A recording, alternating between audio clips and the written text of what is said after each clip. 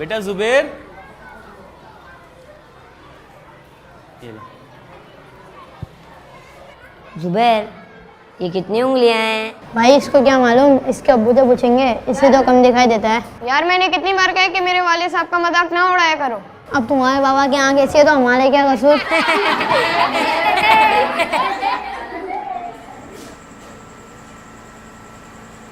अब्बू मैंने आपको कितनी दफ़ा कहा है कि मेरी क्लास की तरफ ना आया करें। सब दोस्त मेरा मजाक उड़ाते हैं कि तुम्हारे वालिद की एक आंख नहीं है, और ये मुझे बिल्कुल अच्छा नहीं लगता कि कोई आपका मजाक उड़ाए। बस इतनी सी बात है। ठीक है बेटा, आइंदा नहीं आएंगे। वालिद ने बेटे की मजबूरी को देखते हुए फैसला किया कि आइंदा वो उसके दोस्तों के सामने उसके रूबरू जाने से गुरेज करेंगे। लेकिन जैसे जैसे वक्त आगे बढ़ रहा था, जुबैर जिंदगी में कामयाबियां हासिल करता जा रहा था। उसका ये खौफ बढ़ता जा रहा था कि उसके वालिद की वजह से लोग मजाक ना उड़ाएं। जुबैर जिंदगी में कामयाबियां समेटता हुआ जब शादीशुदा जिंदगी की तरफ जाने का सोचने लगा, तो बाप की कुजी उसके लिए एहसास कमतरी का बायस बनती जा रही थी, जिसके बाद उसने शादी से कबल ही बाप से अलहदगी का फैसला किया। खैरत बेटा, कहीं जा रहे हैं क्या? जी, कुछ बताया भी नहीं है, यूं ही चुपचाप। जिंदगी के सफ़र की शुरुआत है, अभी मुझे बहुत कुछ करना है, शादी करनी है, इसलिए मैंने फ़ैसला किया है कि मैं अलग रहूँगा। आपको किसी चीज़ की ज़रूरत हो तो बता दीजिएगा। नहीं बेटा, मुझे आपकी कामयाबी चाहिए, जहां भी रहें आप खुश रहें। जुबैर ने वालिद से अलहदगी के बाद शादी कर ली। कुदरत ने उसे औलाद की नेमत से नवाजा। उसके पास घर, बीवी, बच्चे सब कुछ था। वो नफ्सियाती तौर पर बाप के बगैर जिंदगी को कबूल कर चुका था। लेकिन उसका वालिद अक्सर व बेशतर दूर से ही सही, लेकिन अपने बेटे को देखता, पोते पोतियों को देखता और खुश होता। वक्त गुजर गया। एक रोज उसके वालिद ने सोचा कि वो बेटे से मिले और अपनी जमा पूंजी उसके हवाले कर दे, और वो वहां जा पहुंचा। जाओ बेटा, दरवाजा खोलो, देखो कौन है।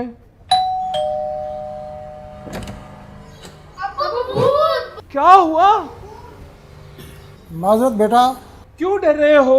भाई जिन बाबा है, इन्हें वापसी भेजने में डर लग रहा है। 100 बार कहा है कि मत आया करें यहाँ पे। माफ करना बेटा। माफ आप मुझे कर दें, हाथ जोड़ता हूँ मैं आपके। दिल ना दुखाना कभी भी इनका, इनकी रिज़ा में रब की रिज़ा है। थक गया, आओ थोड़ी देर आराम कर लेते हैं। बाबा आपके साथ कितना मजा आता है। हाँ, बाबा साथ हों तो मज़ा तो आता है। लेकिन बाबा आपके बाबा तो आपके साथ नहीं है, तो आप कैसे मजा आते हैं? मज़ा तो नहीं आता, लेकिन कभी कभार कोई मजबूरी। कैसी मजबूरी बाबा? तुम्हें मेरे बाबा से मिलना है?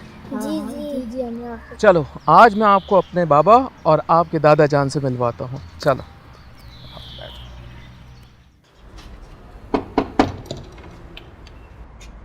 बाबा, मेरा मतलब है शरीफ साहब हैं घर पे? तुम जुबैर हो ना? शरीफ साहब का इंतकाल हुए तो 6 माह हो गए। क्या कह रहे हैं? जो है वही कह रहा हूँ। उन्होंने मकान के कागजात और एक ख़त दिया था और कहा था कि कभी तुम आओ तो ये मैं तुम्हें दे दूँ, वरना ये घर किसी मस्जिद को डोनेट कर देना। आइए मैं आपको फ़ाइल दे दूँ।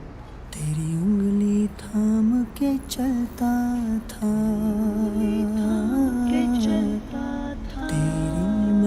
अस्सलामु अलैकुम वरहमतुल्लाहि वबरकातुहू। उम्मीद है तुम ठीक होगे। मैंने निहायत मुश्किल हालात में तुम्हें पढ़ाया और तुम्हारे लिए बड़ा आदमी बनने का ख्वाब देखा। मेरी एक आंख का होना तुम्हारे लिए हमेशा बाइस शर्मिंदगी रहा। मैंने जानकर भी कभी तुम्हें बताया। तुम छोटे थे, तुम्हें कैंसर हो गया था, तुम अस्पताल में एडमिट थे। मैं तुम्हारे ऑपरेशन की फीस लेकर, जो मेरी जमा पूंजी थी, लेकर अस्पताल की तरफ आ रहा था कि मेरा एक्सीडेंट हो गया और मेरी आंख में चोट आई। मुझे एम्बुलेंस के जरिए अस्पताल पहुंचाया गया। डॉक्टर ने कहा तुम्हारी आंख का ऑपरेशन करना पड़ेगा, वरना तुम्हारी आंख जाया हो जाएगी। मेरे पास 2 रास्ते थे, या तो मैं तुम्हारी जिंदगी बचाता या अपनी आंख।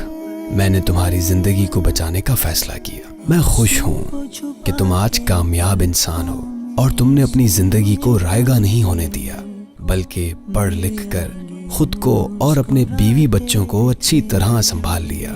रशीद भाई को मकान के कागजात दे रहा हूँ, चाहो तो रख लेना, चाहो तो इसे बेचकर इसका पैसा अल्लाह के घर की तामीर के लिए वक्फ कर देना। फकत तुम्हारा वालिद। चाचा, ये फाइल आप अपने पास रखें और इसे बेच के इसकी रकम किसी मस्जिद में डोनेट कर दीजिएगा और मुझे मेरे बाबा की कब्र बताएं। दूसरों का मजाक उड़ाना हमारा मामूल बनता रहा है, जबकि कुरान मजीद फुरकान हमीद में अल्लाह ताला ने इरशाद फरमाया, मर्द दूसरे मर्दों पर ना हंसें, हो सकता है कि वो उन हंसने वालों से बेहतर हों, और ना औरतें दूसरे औरतों पर हंसें, हो सकता है कि वो उन हंसने वालियों से बेहतर हों, और आपस में किसी को ताना ना दो। जबकि वालिदैन की इताअत और हुकूक के बारे में तो कुरान और हदीस में मुतअद्दिद बार कहा गया, और तुम्हारे रब ने हुक्म फरमाया कि उसके सिवा किसी की इबादत ना करो और माँ बाप के साथ अच्छा सलूक करो। अगर तेरे सामने उनमें से कोई एक या दोनों बुढ़ापे को पहुंच जाएं, तो उनसे उफ तक ना कहना और उन्हें ना झड़कना और उनसे खूबसूरत नरम बात कहना।